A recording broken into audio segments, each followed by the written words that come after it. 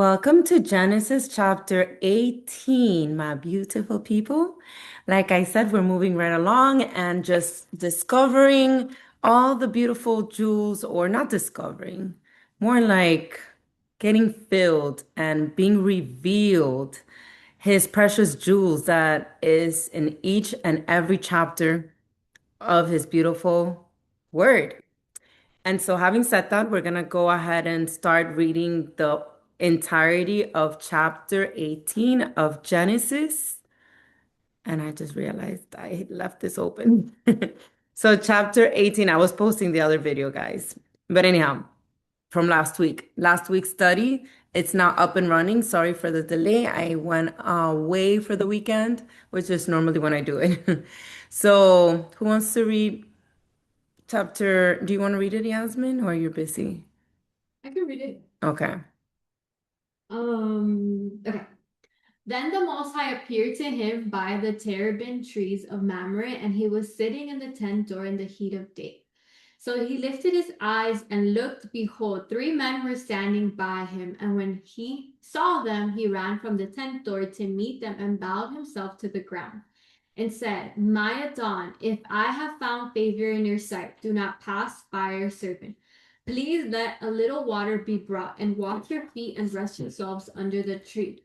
And I will bring a morsel of bread that you may refresh your hearts. After that, you may pass by, inasmuch you have come to your servant. They said, Do as you have said. So Abraham hurried into the tent to Sarah and said, Quickly make ready 3 measures of fine meal and knead it and make cakes. And Abraham ran to the herd, took a tender and good calf, gave it to the young man, and he hastened to prepare it. So he took butter and the calf which he prepared and set it before them, and he stood by them under the tree as they ate. They said to him, Where is Sarah your wife? So he said, Here in the tent. Let me move it up. Hold on. And he said, I will certainly return to you according to the time of life, and behold, Sarah your wife will have a son. Sarah was listening to the tent door which was behind him. Now Abraham and Sarah were old, well advanced in age, and Sarah had passed the bearing age, the age of childbearing. Therefore Sarah laughed with herself, saying, After I have grown old, shall I have pleasure, my Lord old being also or being old also. And the Most High said to Abraham, Why did Sarah laugh, saying, Shall I bear a child since I am old? Is there anything too hard for the Adon? At the appointed time I return to you according to the time of life, and Sarah shall have a son. But Sarah denied and said, I did not laugh, for she was afraid. And he said, No, but you did laugh. Then the men rose from there and looked towards Sodom, and Abraham went with them to send them on the way. And the Most High said, Shall I hide from Abraham what I'm doing? Since Abraham shall surely become a great and mighty nation, and all the nations of the earth shall be blessed in him. For I have known him in the way he may command his children and his household after him. And they may keep the way of the Adon to do righteous injustice, that the Most High may bring to Abraham what he hath spoken to him. And the Most High said, the Most High said, because the outcry against Sodom and Gomorrah is great, and because their sin is very grave, I will go down now and see whether they have done altogether according to the outcry against it that has come to be. And if not, I will know. Then the men carried away from there and went towards Sodom, but Abraham still stood before the Most High. And Abraham came near and said, Would you also destroy the righteous with the wicked? Suppose there were 50 righteous in the city. Would you destroy the place and not spare for the 50 righteous that were in it? Far it be from you to do such a thing as this, to slay the righteous with the wicked, so that the righteous shall be as the wicked. Far be it from you. Shall not the judge of earth do right? Shall not the judge of all the earth do right? So the Most High said, If I find in Sodom 50 righteous within the city, then I shall spare all the place for their sakes. Then Abraham answered and said, Indeed now, I who am but dust and ashes have taken it upon myself to speak to the Adon. Suppose there were 5 less, and then the 50 righteous, would you destroy all of the city for the lack of 5? So he said, if I find there are 45, I will not destroy it. And he spoke to him yet again and said, suppose there should be a 40 found there. He said, I will not do it for the sake of 40. Then he said, let not the Lord, the Most High, be angry, and I will speak. Suppose 30 shall be found there. And he said, I will not do it if I find 30 there. So he said, indeed, I have taken it upon myself to speak to the Most High. Suppose 20 shall be found there. So he said, I will not destroy for the 20, for the sake of 20. Then he said, let not the Most High be angry. I will speak once more. Suppose 10 shall be found there. And he said, I will not destroy it for the sake of 10. So the Most High went his way as soon as he had finished speaking with Abraham, and Abraham returned to his place. Okay. So we see two different themes here. We see first the announcement that Sarah has conceived and will have a son at the appointed time, the fulfillment of the promise given to Abraham by faith.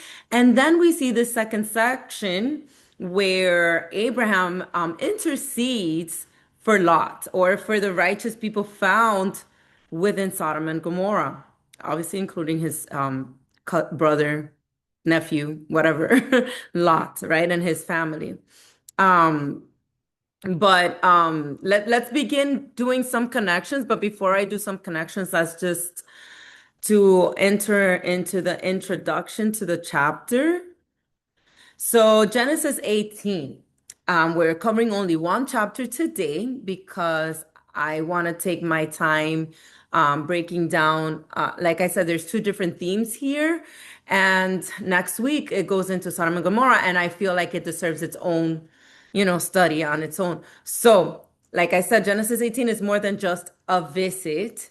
It's an encounter. Both times it's an encounter, meaning when he comes and meets with Abraham under the Mamre tree to announce Isaac is coming, and then when he basically has an encounter with Abraham and Abraham intercedes for the righteous people found in Sodom. So once again, the Adon, we see him coming near, not just to speak a promise, but to reveal his nature. And this is key. It's very important to understand that. In one chapter, we see life spoken into what seemed dead, judgment approaching a corrupt city, and a man standing in the gap. So those are the three things that we see here. This chapter invites us to see how the Most High moves, what he reveals to those close to him, and what it looks like to intercede. Okay, so we're going to touch upon that. Um, and I will obviously summarize everything I'll be sharing now in the slides, but I like breaking down verse by verse first, and then we see the full picture through the slides. So let's do the first half. So verse 1, where it says, Then the Adon appeared to him by the terebinth trees of Mamre, as he was sitting in the tent door in the heat of the day. Once again, notice the interesting connections of the same exact location, the terebinth trees of Mamre, Abraham sitting by the tent door, all foreshadowing Messiah, right? And we know that the Lord appeared to him. This is the Adon appearing to him. This is not the Father. Remember what we've been speaking so far about no one has seen the Father but Messiah. So the Lord here is the Adon, is Messiah. So connecting with that, we have Genesis 13:18. Then Abram moved his tent and went and dwelt by the terebinth trees of Mamre, which are in Hebron, and built an altar there to the Adon. Why do I remind you back to Genesis 13? Because there is a connection with the terebinth trees of Mamre and him having encounters there with the Adon. He built an altar. There's where he seeks him, and his presence comes forth and encounters him, and as well as Genesis 14:13. Then one who had escaped came and told Abram the Hebrew, for he dwelt by the terebinth trees of Mamre the Amorite, brother of Eshcol and brother of Aner, and they were allies with Abram. And then obviously we're talking back to the chapter where the war took place. It was a family feud, right? We already covered that, where he met with Melchizedek. So once again, it's been mentioned the same exact location, and I believe I spoke upon it when I covered chapter 14 as well. So then we have verse 2 where it says, so he lifted his eyes and looked, and behold, three men. So this is important right here because we see three men were standing by him. And when he saw them, he ran from the tent door to meet them and bowed himself to the ground. I want to explain something to you guys. Bowing was a sign of honor, not necessarily worshiping other gods, okay? Especially back in those days, you would see the women, even in David's time, bowing down to the king and saying, hail to King David or whatever, King Solomon or whatever. That was a way of just honoring the person, right? Not putting them on a pedestal. But I do believe that perhaps Abraham, having been at the Terebinth trees of Mamre, had some type of spiritual connection to discern that these men were not just men. However, we're going to see that he kind of tests to see if they would eat. We're going to see that later on, and I'm going to point it out in the slides as well. I think it's more to make sure that is what he was perceiving, because it says there that they appeared as men. And we see throughout scriptures, and I'm going to read some connections with that, that angels, meaning gods, right, can come and appear as men. So connecting with verse 2, we have Genesis 18, 16, 22, and 33, which is the same chapter. Then the men rose from there and looked towards Sodom, and Abraham with them to send them on the way. Then the men, verse 22, then the men turned away from there and went towards Sodom. But Abraham still stood before the Adon. So why am I showing this? Because we see a separation. These three men were not just three men.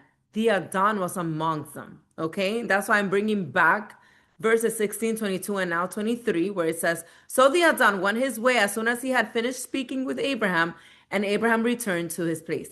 So we see a separation. Okay, three men came, meaning three men came. One of them was Messiah. The other two were messengers, meaning angels, with alongside with Messiah. All three are angels, obviously. They are gods, right?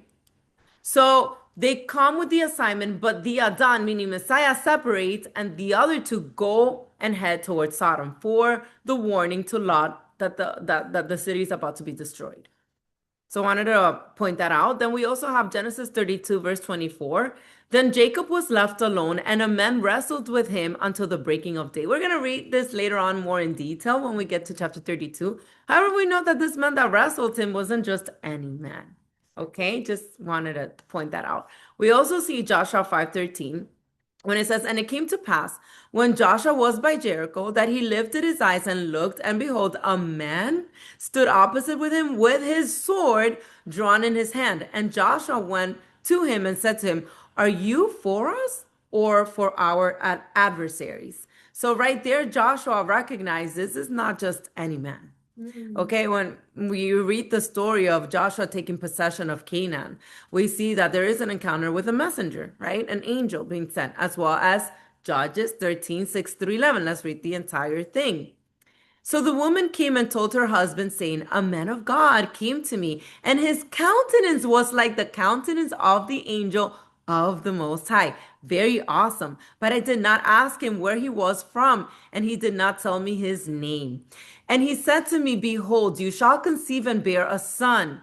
Now drink no wine or similar drink, nor eat anything unclean, for the child shall be a Nazarite to the Most High from the womb to the day of his death. And by the way, this is the announcement of Samson. Okay, this is Samson's mother who is reiterating her encounter to her husband that an angel or a guy came that but looked like an angel, right? Verse 8, then Manoah prayed to the Adon and said, oh my Lord, please let the man of God whom you sent come to us again and teach us what we shall do for the child who will be born. And the Most High listened to the voice of Manoah, and the angel of God came to the woman again as she was sitting in the field, but Manoah, her husband, was not with her. Then the woman ran in haste and told her husband and said to him, look, the man who came to me the other day has just now appeared to me. So Manoah arose and followed his wife. When he came to the man, he said to him, "Are you the man who spoke to this woman?" And he said, "I am." So we see here that though it's they're not seeing yet at that point that it was an angel, and scriptures is telling you that it was an angel of the Most High who had appeared to the woman. Hebrews 13:2 always tells us this: do not forget to entertain strangers, for by doing so, some have unwittingly entertained angels. What does that tell you? That angels take the shape and form of mankind. So many times you could be speaking to a physical person, not knowing and realizing that it's an angel sent from above. I believe I've had those encounters. I can't tell you whether it was true or not, but I feel like I have. And I remember there was one time this one homeless person, and it's funny because you always see it like Hollywood knows, right? Like they know what's up.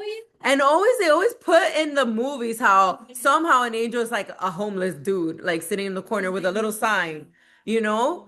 So I'm not saying, by the way, I'm not saying that all homeless people are angels. I'm not saying that at all.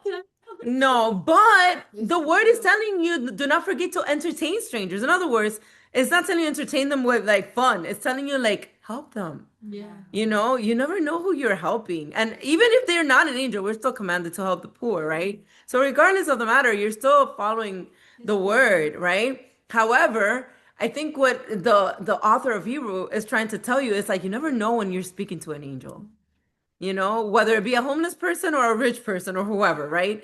I believe I've had those weird encounters. But I guess I'll find out once I meet him face to face and be like, so tell me, was that time? Was that one of you guys? Yeah. But anyway, let's continue. So we also have Genesis 13, verse 2. Abraham was very rich in livestock, in silver, and in gold. Wait, why did I put this one again? Um, no, I think that was a mistake. Sorry. I mean, he was rich, by the way, but here's the thing. I'm going to use that verb. So I know it might sound like out of context right now, but I want to use that to show the humility of Abraham. Because Abraham was not only rich in livestock, he had silver and gold. And you see that like it's what we've been talking all the time, how he had the ability to just say, I don't need to do anyone's will because I'm good, you know. However, he didn't care for the riches. He disobeyed the Most High. So, but anyway, let's continue. Genesis 19:1. Now, two angels, this is what I was speaking about in terms of the separation with the three men, right? Now two angels came to Sodom in the evening, and Lot was sitting in the gate of Sodom. When Lot saw them, he rose to meet them, and he bowed himself with his face toward the ground. So we see also Lot having the same reaction as Abraham when he sees these two messengers. And then First Peter 4:9 is just for us to know that we are supposed to be hospitable to one another without grumbling. And that's exactly what he was doing and what Abraham was doing, right? Genesis 19:2, and he said, "Hear now, my lords, please turn into your servant's house and spend the night and wash your feet. Then you may rise early and go on your way." And they said, "No, but we will spend the night in the open square." And obviously, we're gonna get more into that next week. Sylvie is sharing the subjects of helping the poor. Let's remember that there is rich people who are poor in the spirit. Yes. So even when someone is wealthy or earthly things, let's make sure we entertain them with spiritual riches. Come on, girl. Sylvie always coming up with the gems. Thank you for sharing, Sylvie. Absolutely.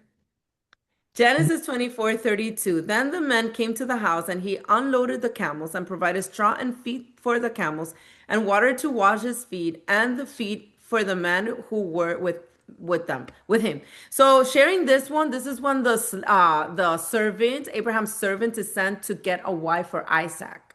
And so sharing how it was a custom for people to just provide hospitality to people, right? Care for them. We have lost that with time. I believe our the hearts of men have grown cold because the iniquity has increased, as the word has says, and now because of that, we don't trust people.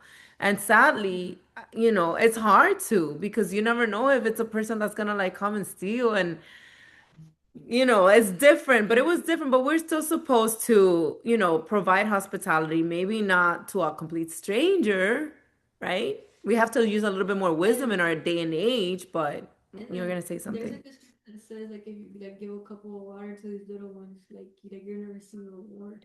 Messiah says that. Yes, Yes. yes, absolutely. And it's like if you're doing it onto him as well. Yes, There's judgment. He says that when he's gonna come and judge, he's gonna split the sheep and the goats, and he's literally gonna say like, "I was hungry, I was in jail, I was sick, I didn't have clothes, and like you didn't help me." And those are the absolutely. goats. Yeah. I mean, Genesis 43:24, another example. So the man brought the men into Joseph's house and gave them water, and they washed their feet and gave their donkeys feet. Obviously, this is his brothers when Joseph was still disguising himself. But it's just to show the entire point was to be of service. And this Yeah. last three verses of Genesis that I just read, by the way, connect better with verse 4, where it says, "Please let a little water be brought and wash your feet and rest yourselves under the tree." Okay, that's more connecting with that because that's what Abraham did with the messengers. Okay. Now, verse 5, where it says, "And I will bring a morsel of bread that you may refresh your hearts. After that, you may pass by, inasmuch as you have come to your servant." They said, "Do as you have said." Mm.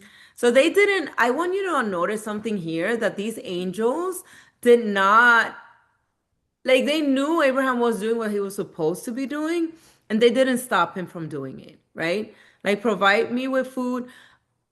I don't know. We're gonna see now because, well, let me just do the connections and then I'll finish my train of thought. So connecting with the more so with the sharing, we see Judges 6:18 through 19. "Do not depart from here, I pray, until I come to you and bring out my offering and set it before you." And he said, "I will wait until you come back." So Gideon went in and prepared a young goat and unleavened bread from an ephah of flour.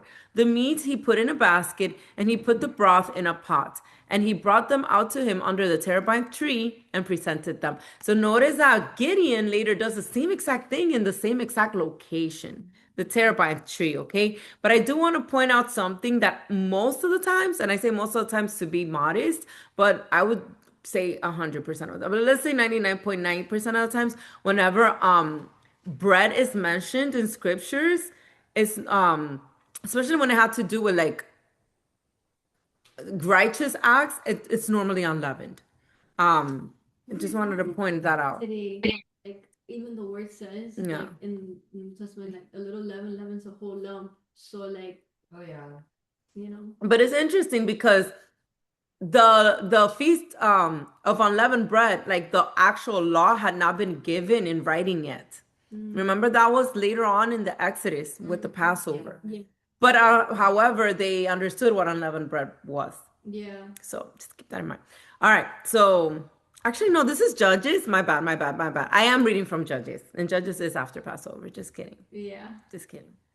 However, there is mention of unleavened bread. Like in Genesis, where he talks about cakes here. Yeah, I've seen it Where is before. it? Where is it? Morsel of bread. I have quite of a feeling that it was unleavened. Yeah, me I even too. have it in my notes on my Bible, but I'm not sure where I got the connection. Maybe it's in the Targums more specific. I'm not sure. Um, you know what? Let's see how it says it. I have the Targums right here, verse 5, where it says, no, it just says bread. "And I will bring food of bread that you may strengthen your hearts and give thanks in the name of the word of the Adon, and afterwards pass on. For therefore, at the time of repast, are you come and have turned aside to your servant to take food? And they said, Thou hast spoken well, do according to thy word." So a little bit more detailed though, but it doesn't specify, however, that it was unleavened. I do have a slight feeling that it is. But let's continue connecting. So we also see that in Judges 13, 15, and 16. And this is the account on Samson again. "Then Manoah said to the angel of the Adon, Please let us detain you, and we will prepare a young goat for you. And the angel of the Adon said to Manoah, Though you detain me, I will not eat your food. But if you offer a burnt offering, you must offer it to the Adon." For Manoah did not know he was the angel of the Adon. Um, I do want to point something out because if we continue reading, you see that Abraham prepares him the meal, right? But I don't think they ate it. And I'm going to point. we're going to get to that part, but notice it's here on verse 8. It says, so he took butter and milk and the calf which he had prepared and set it before them. And he stood by them under the tree as they ate. It says here as they ate, right? But in the Targums, it says that he observed to see if they would eat. And it's almost like he stood there to see, like, are you gonna eat it? Type thing, you know? I don't know. I want to point that out because that's something that has been brought to our attention in the past, saying like only angels eat milk, meat and dairy. But I'm seeing something different this time around. So let's dive in together and see how that, okay? Let the Holy Spirit guide us. So Judges 19 verse 5, where it says, then it came to, oh, and why did I bring that up? Because in Judges, we see that the angel of the Adon did not eat what he prepared to him. You see, it says here, he prepared a young goat, and then it says, I will not eat your food. Like the angel says, though you detain me, I will not eat your food. So I'm not sure if angels actually eat our food. Another thing is, isn't eating a thing of the flesh? Aren't they in the spirit? Unless it was shapeshifted. I mean, they're shape, like they're coming in appearance of man. I do believe they could eat, but I'm not sure they ate. We're gonna get to that. We're gonna get to that. Yeah. Okay. So yeah, it got me thinking with the whole dilemma with the mixing meat and dairy thing. But anyway, I don't know. Let's continue. So we have also Judges 19, verse 5. Then it came to pass on the fourth day that they arose early in the morning, and he stood to depart. But the young woman's father said to his son in law, refresh your heart with a morsel of bread, and afterward go your way. So this is just to show how they would always refresh their hearts with bread. Okay. Bread was a very common thing to just share. And look what it says in Psalms 104:15. And wine that makes glad the heart of man, oil to make his face shine, and bread which strengthens men's hearts. So, in other words, carbs are good. And so is wine in moderation, obviously. And let's continue. Genesis 33:10. And Jacob said, no, please, if I have now found favor in your sight, then receive my present from my hand, inasmuch as I have seen your face as though I had seen the face of the Adon, and you were pleased with me. And this is later Jacob obviously having an encounter with him. Give me 1 second. Let me check the chat. I know, Eileen. I know I'm telling you, every time, you know what's the beautiful thing about the word? That the more you study it, the more you go back to it, the more you like, it's almost like he starts like revealing things and just yes, Danny said my sister told me Cuban bread is bad though. Well, it is because they add pork to it. Unfortunately, it comes with what's it called? Lard. And it literally says lard from pork on the thing. Vegan Cuban cuisine, Danny. They sell it vegan there. There's a way of obviously if you make your own Cuban bread, or there's bakeries that you can always ask, hey, did you use lard? Okay, you can always ask around, hey, do you use lard in your Cuban bread? But what can I tell you? Publix, my buddy, is out because Publix doesn't like big. Why the Cuban the vegan for your birthday? Yeah, Sylvia was like, Messiah was there, so eating bread equals delight in him. Come on. Come on. No, but bread, especially like the bread that you make yourself at home, right? Because like nowadays, like bread has so many bad ingredients, like Cuban bread, for example. I mean, not necessarily just pork, but like bad ingredients, period. Like, like it doesn't even taste like real bread. It's like medicine. Yeah, I don't know. It tastes like something like cardboard or something. But like, bro, like freshly made sourdough bread, it's amazing. And that's why I believe the Most High knows. That's why he put it in Psalms, like bread which strengthens a man's heart, because it sure does. The Ezekiel bread. Really? Yeah, that's sourdough. It helps with digestion. I mean, it's good for you. I'm not sure about the taste though. But anyway, let's continue. Verse 8. So he took butter and milk. Okay, so we're gonna go back here. So he took butter and milk and the calf which he had prepared. So a lot of people will use that with the whole mixing milk and dairy. I mean, milk is dairy. Meat and dairy, because calf is meat, right? And milk is dairy. right? So, and there's two dairy products here, butter, which comes from obviously milk, and then the calf, which is meat. And it says, and he prepared it, right? And he set it before them, and he stood by them under the tree as they ate. Now, I want to read the exact same precept from the Targums. Before I read it from the Targums, let me just read Genesis 19:3. Look what it says here. But he insisted strongly, so they turned into him and entered his house. This is Lot with the two same messengers, right? Then he made them a feast and baked unleavened bread, and they ate. So here I did want to say they did eat, the two messengers. Okay. Now in the Targums, the other two messengers, not the Adon, because remember the Adon was no longer there. Now in the Targums, verse what? 8. Look what it says.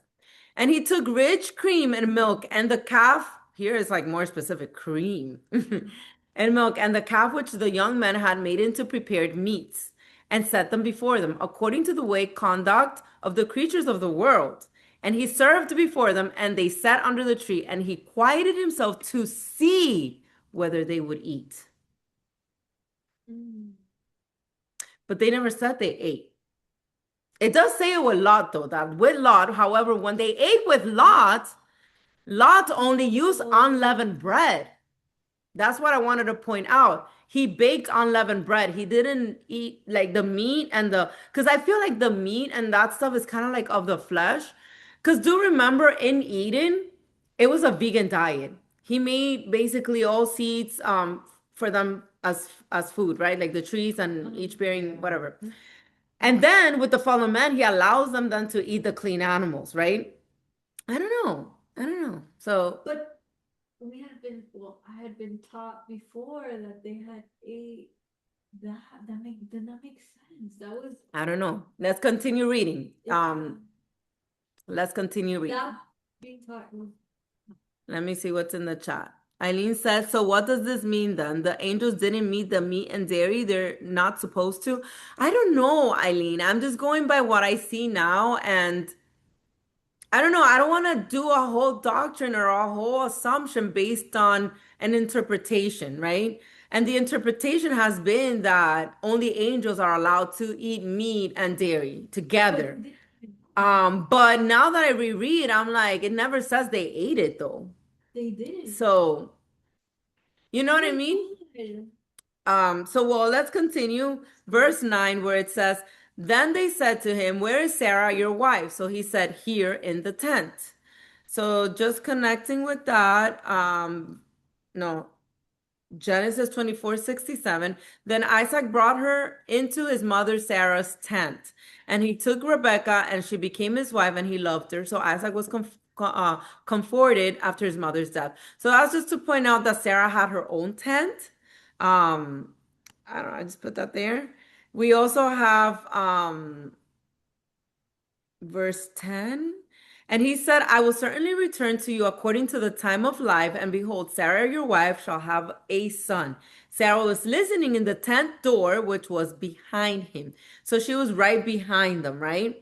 Connecting with that, verse 10, 2 Kings 4:16. Then he said, about this time next year, you shall embrace a son. And she said, no, my Lord, man of God, do not lie to your maidservant. And this is the story of the woman, a Shumalite, I think, woman from the story of Elijah, the prophet, that he prophesied to her that she would be having a son. And she indeed ended up having a son.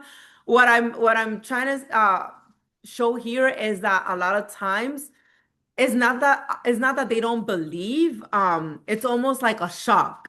Like, is this gonna happen to me? Yeah. And I kind of like see that with Sarah when it says that Sarah laughed. Because she's new, like, I'm so old. And so is my husband. Like, in other words, you're gonna see that she was basically like, we don't even get it down. We don't even do those things no more. Yeah, so Genesis 17, 19, and 21, it says, then the Adon said, no, Sarah, your wife, shall bear you a son, and you shall call his name Isaac. I will establish my covenant with him for an everlasting covenant, and with his descendants after him. But my covenant I will establish with Isaac, whom Sarah shall bear to you at this set time next year. And this was in the previous chapter that we did last week with the whole thing after Ishmael was born. So there's confirmation that he had already spoken to Abraham. So Abraham believed it, but now Sarah, I'm not sure if Sarah actually knew or she had forgotten because she was kind of shooketh. Yeah. You know? So Genesis 21, 2, for Sarah conceived and bore Abraham a son in his old age, and set time at the set time of which the Most High had spoken to him. And by the way, every time we see appointed time, set time in the Hebrew, that is moedim, and we know that that is an appointed time, meaning a feast day. So I am a believer that Isaac was born during a feast day or conceived during a feast day. I don't know, but at an appointed time, Yeah. something took place there. And I believe wholeheartedly because that was a foreshadow of Messiah entirely. The fulfillment through the seed of faith, right? Through Isaac. Romans 9:9, for this is the word of promise. At this time I will come and Sarah shall have a son. Paul confirming this again. Genesis 17 actually connects with verse 11.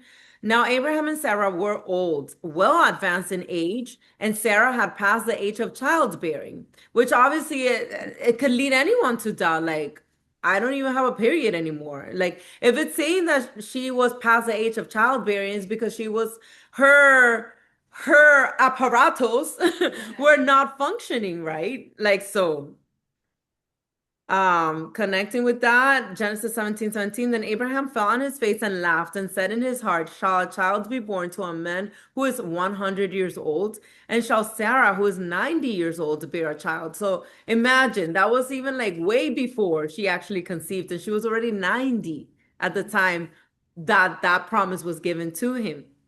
And we spoke about this last week, but just a reminder that Zacharias, the father of John the Baptist, did not believe the word given through the angel.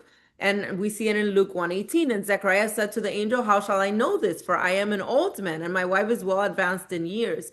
So very similar. And I know I spoke about this last week. I do believe, however, that Zacharias more than doubted, like he straight up didn't believe. Like I think it's different than Abraham's reaction. Romans 4:19 and confirms that Abraham actually believed because Paul says, and not being weak in faith, he did not consider his own body already dead since he was about 100 years old and the deadness of Sarah's womb. In other words, he didn't doubt, he believed, right? So and then we also have Hebrews 11, verses 11 through 12 and 19. By faith, and this is another thing, Sarah is named as one of the great people of faith in the chapter 11 of, which I like to call it the faith chapter of the Bible, which is Hebrews 11, right? She's named. So that means she believed. Though she laughed, it's almost Like a rejoicing. it's like, wow, like how though? But look what it says here. By faith, Sarah herself also received strength to conceive seed. Because apparently she didn't even have the strength to conceive it. And she bore a child when she was past the age, because she judged him faithful who had promised. Therefore, from one man and him as good as dead were born as many as the stars of the sky in multitude, innumerable, as the sand which is by the seashore. Verse 19, concluding that God was able to raise him up even from the dead, from which he also received him in figurative sense. So look at the sarcasm of the Most High here. I say sarcasm for lack of better words. He uses something that's dead, as Sarah's womb, to procreate the seed of Messiah. And Messiah dies for us in order for us to live. I don't know if you kind of see which is what I believe the author of Hebrews is saying here, concluding that the Most High was able to raise him up even from the dead because he died, right? From which he also received him in figurative sense. So to me, this kind of like goes back to like looking in the mirror, like he creates Isaac from something dead, right? Isaac is a foreshadow of Messiah. Like he creates him from a dead womb and probably a dead something else. Right? And Isaac is conceived. Messiah then comes. He dies, but is raised up. How can that be, right? Nothing is impossible for the Most High. So I believe he just wanted to show off. Number one. And number two, he just works in mysterious ways and making these connections for us to like uncover them, discover them, or whatever you want to say.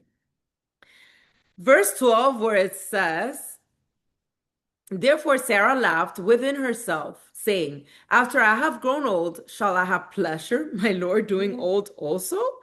I mean, being old also. So in other words, they were not getting busy anymore, right? They were too old. They were not. First Peter, connecting with that, we have First Peter 3:6. As Sarah obeyed Abraham, calling him Lord, whose daughters you are, if you do good and are not afraid with any terror. So here Peter confirming that we are considered Sarah's daughters if we obey the Most High, right? And humble ourselves the way she did. Luke 1:18. Oh, I had already read that one. All right, so connecting with verse 14, and and then I'm going to go into the slides after this one. Is anything too hard for the Lord? At the appointed time, once again, at the appointed time, Moedim, right? I will return to you according to the time of life, and Sarah shall have a son. So a few connections here. Numbers 11:23. And the Most High said to Moses, has the Adon's arm been shortened? Now you shall see whether what I will say wait, whether what I say will happen to you or not. Jeremiah 32:17. Ah, Lord, Elohim, behold, you have made the heavens and the earth, and by your great power and outstretched arm, there is nothing too hard for you. Zechariah 8:6. Thus says the Adon of hosts, if it is marvelous in the eyes of the remnant of this people in those days, will it also be marvelous in my eyes, says the Adon of hosts. Matthew 3:9. And do not think to say to yourselves, we have Abraham as our father. For I say to you that God is able to raise up children to Abraham from these stones. I love it. The same way he raised up Isaac from a dead womb. Woo! And this is Messiah's words, by the way, Matthew 19:26. But Yahshua looked at them and said to them, with men, this is impossible, but with God, all things are possible. Luke 1:37, once again, for with God, nothing will be impossible. Romans 4:21, and being fully convinced that what he had promised, he was also able to perform. Genesis 17:21, and it goes back to the covenant. But my covenant I will establish with Isaac, whom Sarah shall bear to you at the set time next year. We also have Genesis 18:10. We just read it. I will certainly return to you according to the time of life, and behold, Sarah, your wife, shall have a son. Sarah was listening in the tent door, which was behind him. 2 Kings 4:16. Then he said, and this is the same story. I had read it already. So I'm going to skip it. Acts 15:3. So being sent on their way by the church, they passed through. Oh no, this is connecting with something else. Sorry. Let's go to the slides now. Just to recap the first half of chapter 18. So the first thing we see is that the Adon appears. And we know that this is not the father. This is the Adon, the son, right? The Adon appears in manly form to Abraham. So by the oaths of Mamre, like we mentioned at the beginning, this is not just a random visit. This is covenant ground. Remember what the connecting precept I gave you guys, that this is where he had built an altar, right? The same place where Abraham has dwelt, built, and walked with the Most High becomes a place of divine encounter. There is a pattern here. Where there is obedience and dwelling with the Most High, there is revelation. So we see, and by the way, sorry for, just pretend those are not the faces. I'm just trying to, you guys get what I'm trying to do here, okay? That's not how my Mashiach looks like. He don't look gay like that. Sorry. I didn't mean to say that. He don't look like that, okay? But just imagine, put something in the middle there. There you go. Oh, and then pretend that's not his face. So verse 2, we see 3 men or something more, which we know it was 2 and Messiah. At first, Abraham sees 3 men, but by the end of this chapter, the scene shifts. Like I mentioned before, One is revealed as the Adon, the Lord, right? And the other two are messengers sent to Sodom, which we know these messengers are also angels. This moment echoes other encounters where the divine appears in human form, as we read already. We read all these connecting precepts. I just put them there. Hebrews 13:2 warns us that some have entertained angels without knowing. What looks ordinary can carry divine assignment. And we already spoke about this, but just to, summarize it. Verses 3 to 5, we see the radical hospitality, the bowing down, the cooking, the here come eat. Abraham runs, bows, and urgently serves. This is not casual, it's intentional honor. Scripture repeatedly shows this pattern of hospitality, like we already read all these precepts. Hospitality in scriptures is not about comfort, it's about recognizing and serving what Abba sends, as we read in 1 Peter 4:9. And they ate. I put it in quotation. Verse 8, Abraham prepares a meal, and the text says they ate. However, ancient sources such as Targums, and I didn't put the Josephus, but it's also in Josephus, it clarifies that they appeared to eat. This shows something a little deeper, like I mentioned before. Abraham perceived them as men, the reality was spiritual. There is a gap between what we see and what is actually happening. And again, we don't know whether they truly ate. But I want to say they ate in the slang term, like they ate. You know what I mean? Sorry, I'm being silly now. So, verse 9, where is Sarah? Obviously, the Most High, the Adon knew where Sarah was, right? So, this question is not for information, it's for revelation, okay? The Adon calls attention to Sarah because this is part of the promise. If you guys remember, Sarah was also promised a son. Yes. The Most High doesn't forget who he included in his covenant. So, in other words, although he appears to Abraham, he calls out Sarah. Woo! I love that part. Verse 10, the appointed time. I will surely return, and Sarah shall have a son. This promise connects directly back to Genesis 17, 19, and 21, and forward to its fulfillment. We already read all those precepts. The Most High works with appointed times, not human timelines. Understand that this is key. We're about to commence a new biblical year in the biblical calendar. And we're about to enter the first appointed times of spring, which are Passover, unleavened bread, etc., etc. So, appointed times, the Most High always operates and works during and around surrounding appointed times, which is why it's so important to observe these days. Okay? Verses 11 through 12, Sarah laughs. So Sarah laughs within herself, not outward rebellion, but inward unbelief. And I put unbelief here, but I should have put more like inward surprise. That's kind of like how I see it, like a shock. Yeah. And we know that it wasn't outward because she actually denies, like, I didn't laugh. Like when they said you laughed, and she's like, I didn't laugh, my Lord. Like they said, no, but you did. In other words, they heard her because it was in they're spiritual beings, obviously. But it was something like inwardly where she's like, no freaking way this is gonna happen. That's kind of like how I take it anyhow. The same way Abraham laughed, as we mentioned last week in Genesis 17. Not how Zechariah doubted, however. I don't think it would be because she wouldn't be named as a great woman of faith in chapter 11, right? She wouldn't have been given that platform within scriptures. So the laughter reveals a tension between promise and natural limitation. Behind her laughter is something deeper. How can something dead produce life? Right? So it's more like a shock. Like, but I'm not working here. Like nothing is working. So I see it kind of like a shock. And any of us would most likely react even worse than that. Verse 14, is anything too hard for the Most High? And this is the highlight of that chapter, right? This becomes the central question of the chapter. Scripture echoes it over and over. We read all these connecting precepts. The Most High establishes a principle. What he promises, he has already made possible. In eternity, it already happened, right? Verses 16 through 17, now we're entering into the second half. And I am going to read this part, but we're going to go back to these connecting precepts because we haven't read them. So this is where the Most High starts revealing his plan, right? As the man rises to leave, the Most High asks, shall I hide from Abraham what I am about to do? In other words, the Adon that was with the other two is the one that asks. And this connects with Amos 3:7. We'll read it now. But the Most High reveals his plans to his servants. In Psalms 25:14, the secret of the Adon is with those who fear him. And John 15:15, I have called you friends. So relationship with the Father brings revelation, in other words. Now let's do the connecting precepts for those two verses. Daddy's funny.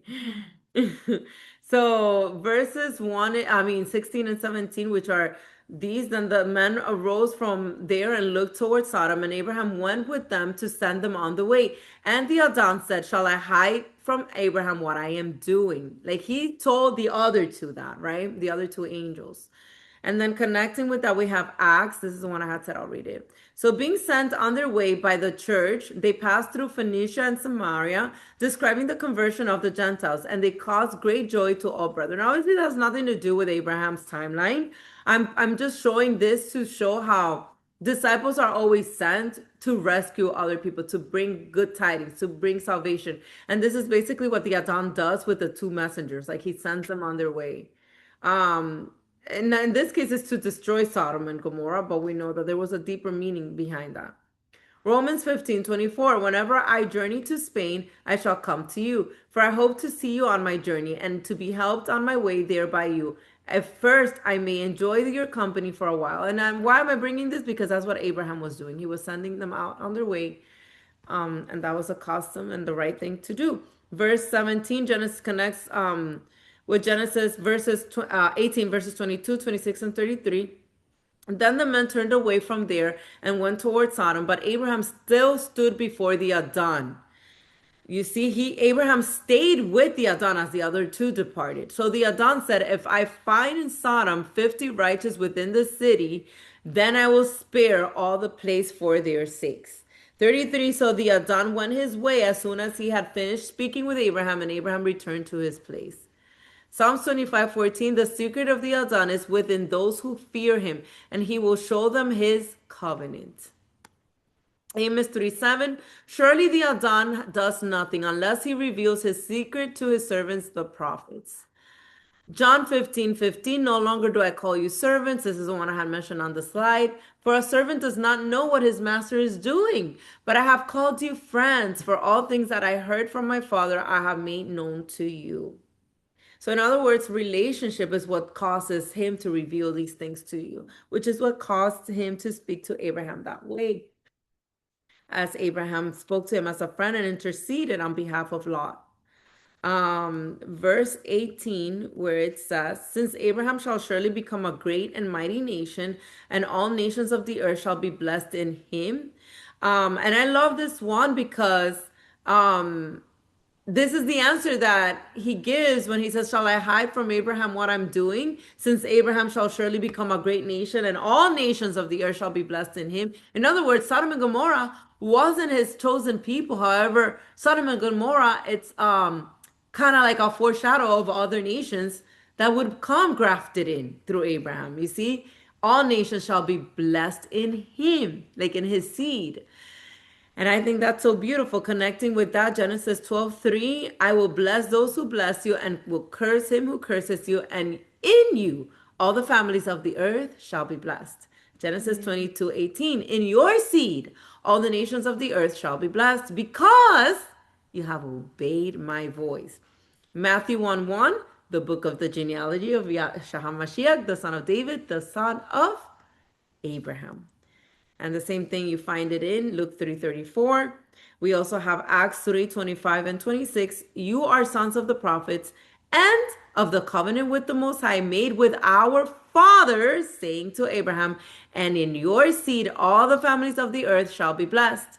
To you, God, having raised up his servant Yahshua, sent him to bless you in turning away every one of you from your iniquities. And this is Peter when he starts full blown starting the ministry, evangelizing all them peoples from all the nations found within Jerusalem. Because do remember that in the account of Acts, there were many nations gathered together when the Holy Spirit descended. That's why they were speaking in different languages. Yeah. And he's talking to this same population, calling them in you, saying, made with our father, saying to Abraham, and in your seed, all the families of the earth shall be blessed. So beautiful. Galatians 3, verse 8, and the scripture foreseeing that God would justify the Gentiles by faith, preached the gospel to Abraham beforehand, saying, in you all the nations shall be blessed. And you find it over and over and over. I love it. Verse 19, where it says, for I have known him in order that he may command his children and his household after him, that they keep the way of the Adon to do righteousness and justice, that the Adon may bring to Abraham what he has spoken.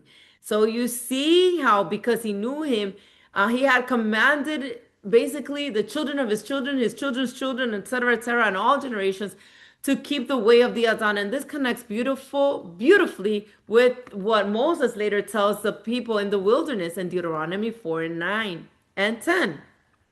Only take heed to yourself and diligently keep yourself, lest you forget the things your eyes have seen, and lest they depart from your heart all the days of your life. And teach them to your children and your grandchildren, especially concerning the day you stood before the Adon, your Elohim, in Horeb. When the Adon said to me, gather the people to me, and I will let them hear my words, what they may learn that they may learn to fear me all the days they live on the earth, and that they may teach their children. And again, Deuteronomy 6, 6 and 7. And these words which I command you today shall be in your heart. You shall teach them diligently to your children, and shall talk of them when you sit in your house, when you walk by the way, when you lie down, and when you rise up. So it's the same exact thing that he tells Abraham. We see it being passed down through the generations of his seed. Connecting with verse 20 now. And the Adon said, because the outcry against Sodom and Gomorrah is great, and because their sin is very grave. I want to read this from the Targums because it adds some understanding. Verse 20. And the Adon said to the ministering angel. So see here, the other two messengers are more explicitly named angels, right? So the cry of Sodom and Gomorrah, this is Gomorrah, because they oppressed the poor. Look what it says here. The cry was because they oppress the poor, and decree that whosoever giveth a morsel to the needy shall be burned with fire, is therefore great, and their guilt exceedingly weighty. So here we see that it's not just a sexual corruption. They're also cruel. Like, they're burning their people for sharing with the poor, which goes completely against his Torah, right? So here we see a little bit more understanding in that. So I wanted to point that out. I thought it was pretty cool. And so connecting with that, we have, oh, sorry. Let me move this out of the way again. Oh my goodness, stuck there. We have Genesis 4 verse 10. And he said, what have you done? The voice of your brother's blood cries out to me from the ground. And this is when Cain obviously murdered his brother Abel, but it's the same language been used throughout, even in Exodus, with the Israelites were in captivity in Egypt, saying like their blood, basically their blood cries out, or their cry has reached to the heavens, right? And I believe it's the same thing that he hears now with us today. Like, our cry outs are being heard in heaven from our Father. Genesis 19:13, for we will destroy this place because the outcry against them has grown great before the face of the Adon, and the Adon has sent us to destroy it. So the destruction comes, the judgment comes from the outcry of the people. Like this is out of hand. This is insane. Ezekiel 16:49 and 50. Look, this was the iniquity of your sister Sodom. This is the prophet Ezekiel speaking. She and her daughter had pride, or the Most High, through Ezekiel. Okay. She and her daughter had pride, fullness of food, and abundance of idleness. Neither did she strengthen the hand of the poor and needy. So see, that confirms the Targums right there. You see it? And that's a canon. And they were haughty and committed abomination before me. Therefore, I took them away as I saw fit. So you see Ezekiel confirming what's the detail found in the Targum, which is not in the canon. That it wasn't just the abomination that was being committed, which we know was sexual immorality, homosexuality, right? A lot of that. But it was also, look what it says here. the abundance of their idleness, neither did she strengthen the hand of the poor and needy. So it's very detailed within the canon, confirming that. We also see Genesis 13:13, but the men of Sodom were exceedingly wicked and sinful against the Adon. That's just confirming how terribly wicked they were. Genesis 11:5, but the Adon came down to see the city and the tower which the sons of men had built. And this is obviously the Tower of Babel, but it's just he always hears the outcries. Like he comes down. That's basically connecting with that. And that's actually the coming down part is connecting actually more specifically with verse 21, where it says, I will go down now and see whether they have done altogether according to the outcry against it that has come to me, and if not, I will know.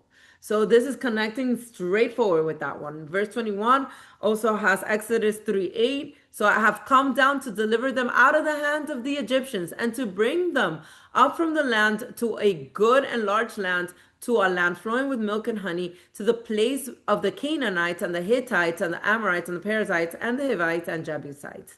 Psalms 14:2, the Adon looks down from heaven upon the children of men there to see if there are any who understand, who seek the Most High. So he looks down, he comes down. That's just confirming that, as well as Deuteronomy 8:2. And you shall remember that the Adon your Elohim led you all the way these 40 years in the wilderness to humble you and test you, to know what was in your heart, whether you would keep his commandments or not. Deuteronomy 13, verse 3, you shall not listen to the words of the prophet or that dreamer of dreams, for the Adon your Elohim is testing you to know whether you love the Adon your God with all your heart and with all your soul. Joshua 22, verse 22, the Adon God of gods, the Lord God of gods, he knows that, and let Israel itself know. If it is rebellion or if it is treachery against the Adon, do not, oh my gosh, do not save us this day. In other words, he looks down, he searches the hearts, he hears our outcry, he just knows. Luke 16:15, and he said to them, you are those who justify yourselves before men, but the Most High knows your hearts. For what is highly esteemed among men is an abomination in the sight of the Adon. 2 Corinthians 11:11. Why? Because I do not love you? God knows. And this is Paul speaking, but that's just confirming that Haya knows everything, you know? But Paul was just writing to the people, like, why you think I'm being mean that I don't love you? All right. And then verse 22. Verse 22, I also want to read from the Targums. Then the man turned away from there and went toward Sodom, but Abraham still stood before the Adon. In the Targums, we see something interesting. Verse 22, and the angels who had the likeness of man turned thence and went toward Sodom. And Abraham now supplicated mercy for Lot and ministered in prayer before the Adon. So notice how in the canon it just says that he stood there with the Adon, but the Targums adds that he was praying to him. So he knew who he was with. He was interceding. So the intercession and the supplication didn't just come from a regular conversation, which prayer is conversating with him, but you know what I mean. It states more he ministered in prayer before the Adon. So I thought it was interesting. We also have a connection with Genesis 19, verse 1, where it says, now the two angels came to Sodom in the evening, and Lot was sitting in the gate of Sodom. So that's just confirming that the two angels left and Messiah stayed behind with Abraham. Verse 23, where it says, and Abraham came near and said, would you also destroy the righteous with the wicked? And remember, this is all in prayer. So what he's doing here, bargaining, is he's praying to him, okay? Hebrews 10:22, let us draw near with a true heart in full assurance of faith, having our hearts sprinkled from an evil conscience and our bodies washed with pure water. And that's what basically he was doing. This is connecting with verse 23, where it says, and Abraham came near and said, oh yeah, connected with verse 23. Exodus 23:7 as well. Keep yourself far from a false matter. Do not kill the innocent and righteous, for I will not justify the wicked. Numbers 16:22. Then they fell on their faces and said, O Haya, the God of the spirits of all flesh, shall one man sin and you be angry with all the congregation? So we see this is just Moses interceding, right? 2 Samuel 24:17. Then David spoke to the Adon when he saw the angel who was striking the people and said, Surely I have sinned and I have done wickedly. But these sheep, what have they done? Let your hand, I pray, be against me and against my father's house. So again, examples of men, righteous men, interceding on behalf of others. As well, Psalms 11:4-7. The Adon in his holy temple. The Adon's throne is in heaven. His eyes behold, his eyelids test the sons of men. The Most High tests the righteous, but the wicked and the one who loves violence, his soul hates. Upon the wicked he will rain coils. Fire and brimstone and a burning wind shall be the portion of their cup. For the Adon is righteous, for he loves righteousness. His countenance beholds the upright. Job 9:22. It is all one thing therefore I say he destroys the blameless and the wicked. But that is not the case, because look what it says on Genesis 24. But Abimelech had not come near her, and he said, Adon, will you slay a righteous nation also? Well, actually, this is what I wanted to read. Job 8:20. Behold, I will not cast away the blameless, nor will he uphold the evildoers. So here we have one of Job's friends saying that he will destroy the blameless and the wicked, but we know that he does not cast away the blameless, right? Isaiah 3:10-11. This is actually connecting more with verse 25. Far it be from you to do such a thing as this, to slay the righteous with the wicked, so that the righteous should be as the wicked. Far be it from you. Shall not the judge of all the earth do right? And look how it's beautiful how Abraham already knows Messiah is the judge of all the earth. He is the judge, as James says, that Messiah is the judge and the lawgiver. And so that's why he's basically telling him, shall not the judge of all the earth do right? So I feel like he's not testing him, but like not confronting him even, is he's just bringing more like, I know you're gonna do right. You are the righteous judge. Like you can't just destroy all the righteous people alongside with the wicked. And then connecting with that, Isaiah 3:10-11. Say to the righteous that it shall be well with them, for they shall eat the fruit of their doings. Woe to the wicked, it shall be ill with him, for the reward of his hands shall be given him.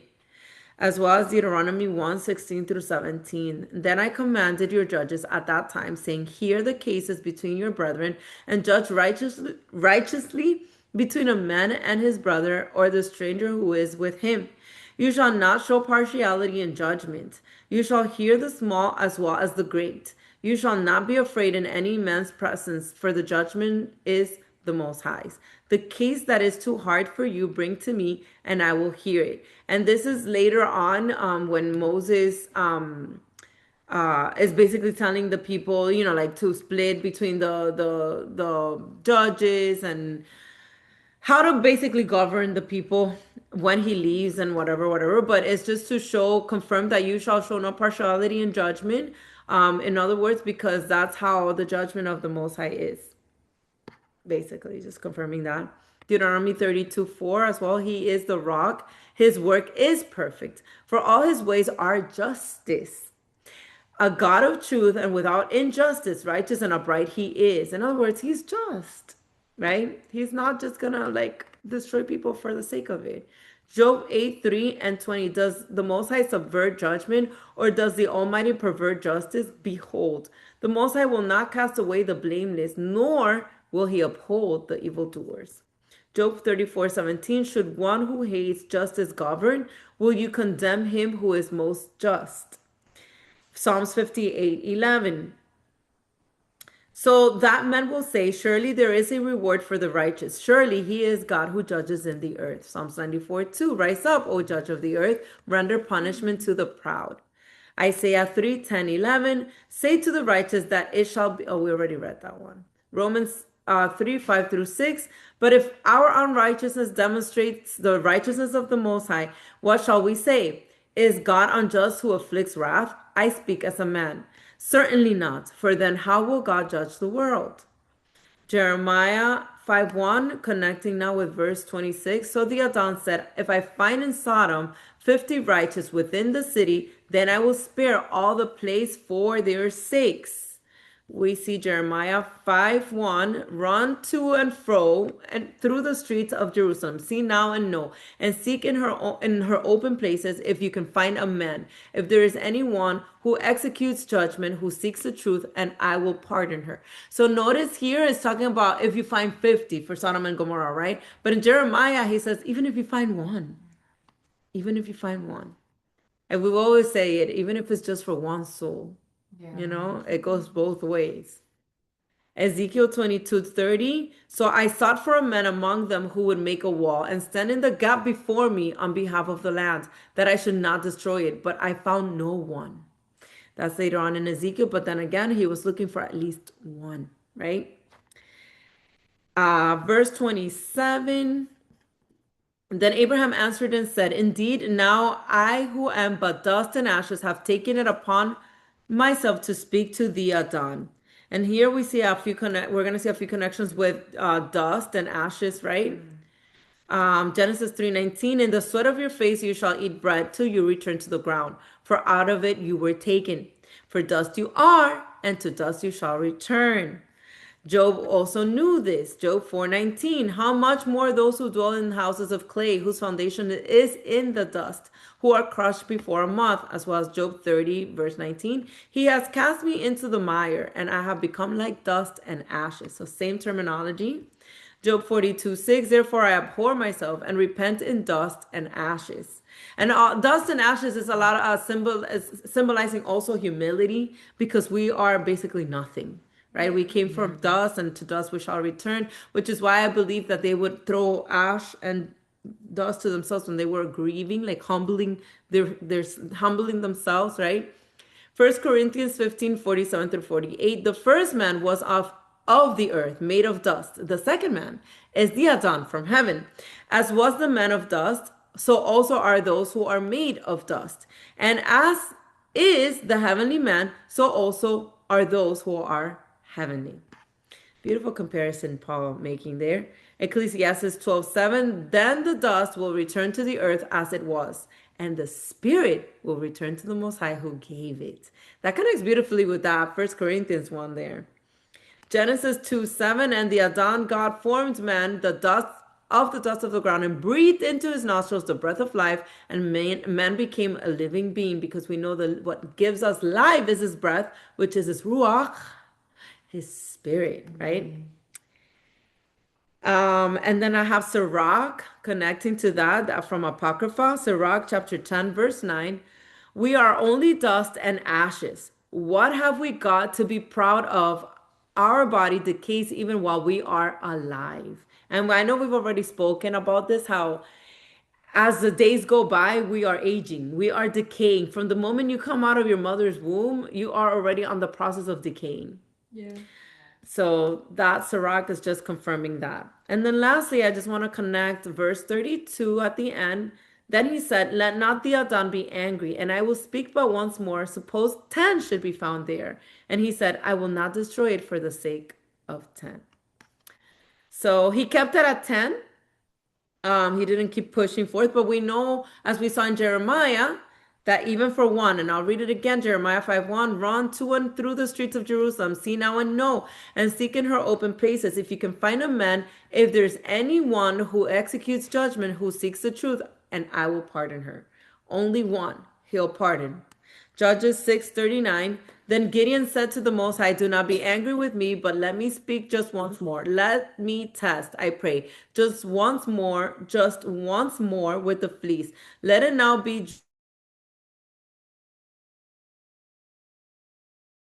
James 5:16, confess your trespasses to one another and pray for one another that you may be healed. The effective fervent prayer of a righteous man avails much.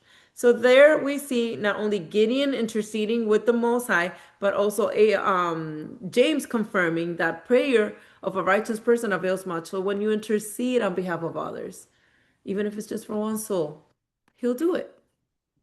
So let's now connect to summarize all the slides.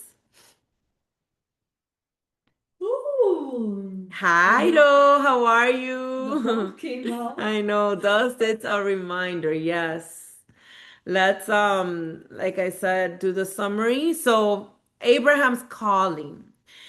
Verses 18 through 19, we see Abraham is chosen not just for blessing, but for responsibility, which is to teach his household to keep the way of the Most High. We saw it in Deuteronomy 6, 6 to 7, which was, "And these words which I command you today shall be in your heart. You shall teach them diligently to your children," right? So the promise was always generational. And that's what we're supposed to be doing today still. Verses 20 to 21, we saw the cry of Sodom. The outcry basically is great. So this echoes Genesis 4:10, Abel's blood crying out, and Exodus 3:8, the Adon coming down to deliver. So the Most High responds to injustice. He comes down to examine. This descent language appears only in key moments: judgment, deliverance, and intervention. In verse 22, standing before the Most High, the text says that Abraham stood before the Most High, right? But ancient scribal tradition suggests it originally read that the Most High stood before Abraham, a powerful image of divine humility. So the Targums interprets this as standing in prayer, what we read in the Targums, right? That he was standing in prayer in front of him. So Abraham takes the position of an intercessor, which he was, totally interceding. Through verses 23 to 25, we see the judge of all earth, which is our Mashiach, right? Abraham draws near and asks, "Will you destroy the righteous with the wicked?" He appeals to the Adon's character, which his character is justice and is righteous judgment, as we read. "Shall not the judge of the earth do right?" So he appeals to his character. You are just. Verses 26 to 32, intercession and mercy. Abraham intercedes, lowering the number. He starts at 50, then 45, then 40, 30, 20, and keeps it at 10. The Adon agrees each time. So even if Abraham would have gone down to one, he would have agreed as well, I believe. This reveals his willingness to show mercy and the power of intercession. Okay, so don't ever forget that. Jeremiah 5:1 goes even further. One righteous man could preserve a whole city. Intercession stands in the gap, which we saw in Ezekiel 22:30. So let's always intercede for one another, guys. Don't ever think that we're strong enough. Always intercede for me. Pray for me. Let's pray for one another. Verse 27, dust and ashes comparison. Abraham says, "I am dust and ashes." This echoes Genesis 2:7, that man is formed from dust. And as well as how Job, in his language, he describes humility before the Most High through dust, right? So true intercession comes from humility, not pride, in other words. Yeah, let me close this. So the final plea, it's on verse 32. Abraham stops at 10. The question lingers: how much righteousness is needed to preserve a place? And again, we saw it in Jeremiah and in Ezekiel, at least one. That's all it takes for Abba to have compassion over a whole city. We see key themes here that this chapter reveals. The Adon visits. He is not distant, he comes near. The Most High keeps his word, even when it seems impossible. Also, the Most High sees injustice. Nothing escapes him. Absolutely nothing. The Most High reveals his plans to those in relationship with him. Intercession matters. One person standing in the gap can shift outcomes, and he remains faithful. As we saw in Luke 137, for with God nothing shall be impossible. In a nutshell, Genesis 18 holds tension: a promised birth, which is Isaac, right? A coming judgment, a man standing in between. And notice how those three things in chapter 18 all connect to Messiah. Yes. I don't know if you guys see that. A promised birth, the promise of the coming of Messiah, right? A coming judgment, the promise of the second coming, the coming of Messiah, and a man standing in between who is the one that mediates between man and the Most High, if not Messiah. Isn't that beautiful? So Abraham becomes a picture of intercession, standing between mercy and judgment, and the question still echoes: is anything too hard for the Most High? Absolutely not. And with that, we finish this beautiful chapter. Thank you for breaking bread with us. And like I said, it just keeps getting juicier and juicier. And I hope and I pray that you continue not only believing, but joining with us in prayer and intercession and in learning and in breaking apart his bread, which we saw that is good for us. Yes. Both the physical and the spiritual, right? So I'm gonna end the recording. Much shalom to all of y'all. I'll see you guys next week.